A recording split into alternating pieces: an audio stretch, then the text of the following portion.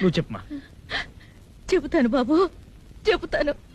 ఇవాళకి సరిగ్గా 15 ఏళ్ల క్రితం 1976 మార్చి 23వ తారీఖున ఆ రోజు వైకుంఠ ఏకాదశి నేను ఉపవాసం ఉన్నాను. ఆ రోజు మీ నాన్నగారు దోసకాయ పచ్చడి చేయమన్నారు. నేను దోసకాయ పచ్చడి చేశాను.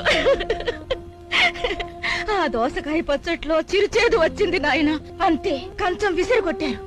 నేను దోసకాయ పచ్చడి చేయమంటే నువ్వు చేదు దోసకాయ పచ్చడి చేస్తావా అని ఆనాటి నుంచి ఈనాటి వరకు నాతో మాట్లాడడం మానేశారు నాయన. నీ విషాద గారి గతంలో ఎవరితో చెప్పావా? లేదు బాబు. చెప్పదమ్మా, అలాగే దాచే.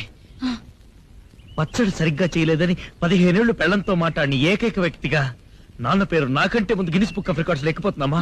అలా జరగడానికి వీల్లేదమ్మా. ఎవరితో చెప్పదమ్మా ప్లీజ్. సరే సరే, అరవకు. చెప్పను సరే.